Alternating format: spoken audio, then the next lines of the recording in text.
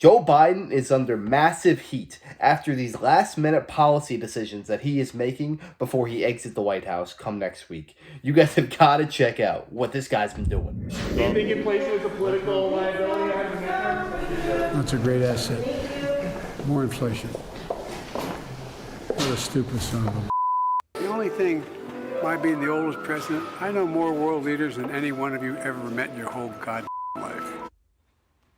Well, a few classy examples there of President Biden going off on reporters.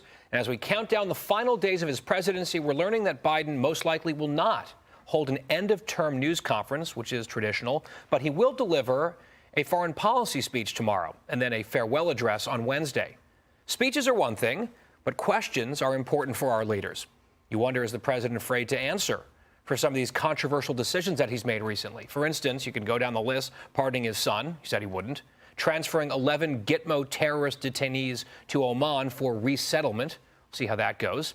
Commuting sentences of dozens of death row prisoners, among others.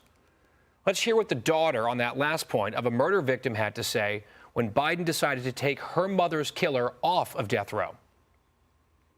It's very frustrating that President Biden can have this power. You know, he wasn't charged for his own mishandling of classified documents because he was too old, and they said his memory was failing. He only proved that he's not capable of making presidential decisions. Well, the president has reportedly also been convinced by, of all people, Al Sharpton to issue more pardons coming up.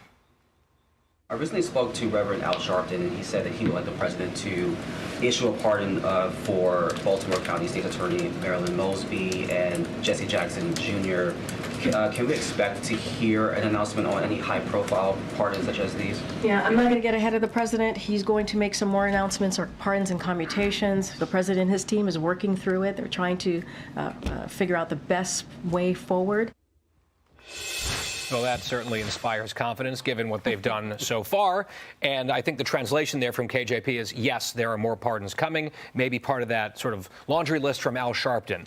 I want to start, Anita, with you on this question about the possibility, maybe the likelihood, that Biden is not going to do a term-ending press conference. He has avoided questions in an unprecedented way throughout his term.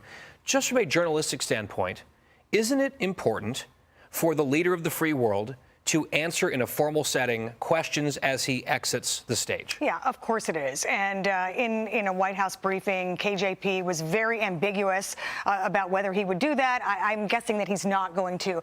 President Biden holds the record for the fewest number of press conferences of the last 7 presidents. I think when you weigh the risk reward, the White House team looks at that and thinks, there's too much risk there. Look at the things you listed at the top. The commutations, the pardoning of his son, a number of other things. If he's asked about that, I think he's going to have trouble answering. He mixes up dates, names, events. I don't understand why a single human being is surprised. I mean, when Joe Biden was running for president in 2020, he never campaigned. He was in his basement the entire time, and the reporters did not give him one simple, hard question. Everything was a soft toss. I mean, for goodness sake, after the Hunter Biden laptop story broke, the first question that a reporter asked him was, "What's your favorite flavor of ice cream?" Are you flipping kidding me? How can you expect him to be transparent with the American people when he has never been his entire career in Washington, D.C.? His team, right? He doesn't seem to be making too many decisions himself, saying we don't want to have these questions asked of us because it could get uncomfortable, or the team saying we know he's not really up for answering questions. Well, to your point and to Anita's, I don't think President Biden is capable of actually answering the questions. He's always had to use a cheat sheet. I don't think he has the cognitive capability, and I think they are going to continue to try to gaslight and rewrite history. You can't do that when a reporter from, say, the Wall Street Journal is asking you a tough question. So I don't think it's going to, I understand why it's not going to happen. I think it's fundamentally wrong. Jackie, it seems like the verdict, at least the initial verdict on the Biden presidency, is very much in from the American people. We saw it in the election results, of course. And then here's a new poll from the Associated Press. How will Biden's presidency be remembered? That's the question.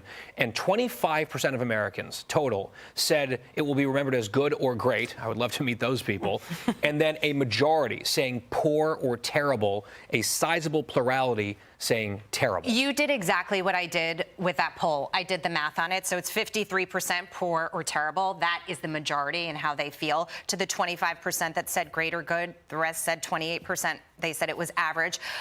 These are the worst approval ratings that we've seen for a president. They are worse than Donald Trump's first term after he exited, and there were a number of people who, had issues with him at that time, or Barack Obama's second term. To your point, Anita, this is not a president that communicated with the American people. He had major foreign policy disasters that, we'll be dealing with the consequences for years to come.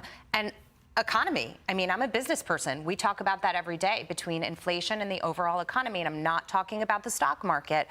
People really suffered. So I'm not surprised to see numbers like this.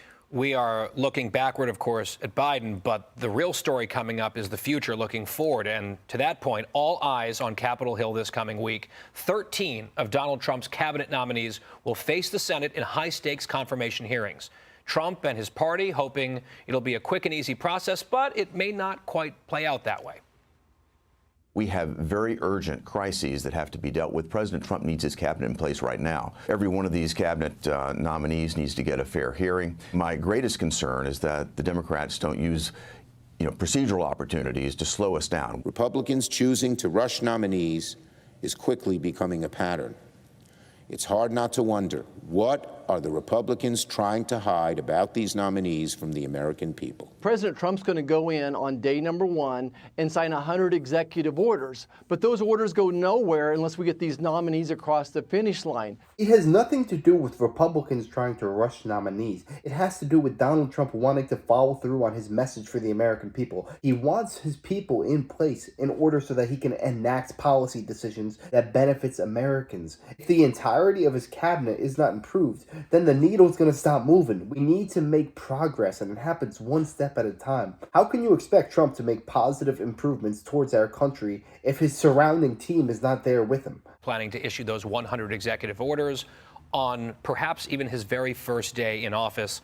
Jason, you've spent a lot of time on the Hill. Of course, you were a powerful person up there for a while. As you look over to the other side of Capitol Hill and the Senate and some of these confirmation hearings that are due next week, what are you looking for? What stands out to you? Because it seems like the Dems, based on what we heard there from Schumer, they're looking to maybe try to claim a scalp or two here. Look, Majority Leader Thune is doing the right thing. They're going to quickly do those confirmation hearings. Democrats can ask their questions along the way, but it's up to Senator Schumer as the minority. They have some rights. Are they going to slow it down and impede the ability of the president to put his cabinet in place? That would be a shame. It would be wrong. I think America will get mad at the Democrats very quickly. They get to have a say, but they can't just drag this out. But I think Schumer is already foreshadowing that that's what he's going to do. Jackie, we've heard an argument from Trump supporters and from the incoming administration saying, especially in light of that terrorist attack on New Year's Day, you need a national security team in place immediately. That doesn't preclude, I think, scrutiny and tough, fair questions. That's important for any party or any new administration. But there is that sense of urgency that we're hearing from Team Trump saying, let's not dilly-dally. Absolutely. I mean, he's effectively been the president for the since November 5th, since the election, because President Biden is in his lame duck period, but also really not capable of managing the country. And so we've seen disaster after disaster during this period. National security, when you talk about what happened in New Orleans, but also what's happening with the wildfires now, too. He's got major messes that he needs to clean up. He's got to put a budget together. He needs his cabinet in place to be able to do that. He needs Congress to work with him so that he can work on the border, so that he can work on tax reform for the American people. The issues I brought up on a business basis that people suffered with, they want to see those corrected. Part of that is what they voted on, but also on security and everything else. He needs to get to work. Anita, before the show, you and I were chatting in the green room, and you were talking about this sort of flurry of executive actions from Biden at the tail end of his presidency, and then basically the retaliation from Trump, which he's been promising to do. And you had a thought on that. Yeah, I mean, it seems like the Biden administration wants him to go out in a blaze of glory with these flurry of executive orders, and Donald Trump will come in and try to reverse them. I don't think that's what the American people want. Look look at what's happening in the world. Wars all over the world.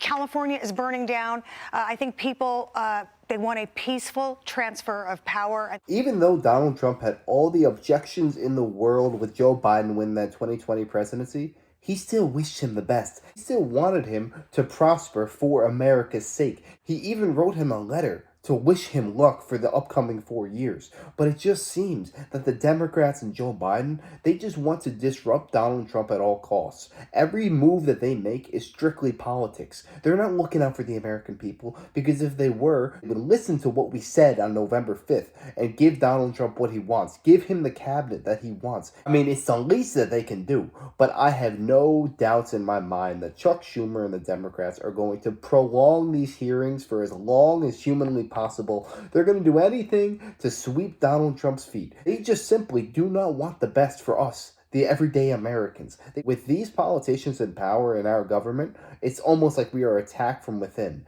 Yes, you have every right to question these nominees, but don't be so hell-bent on just destroying everything that Donald Trump touches, which is what I fully intend them to do so.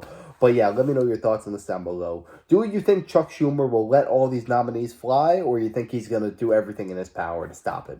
Let me know. I'd love to know your opinions. And if you enjoyed, make sure to smash that like, comment, subscribe, and wish you guys nothing but the best. Till next time.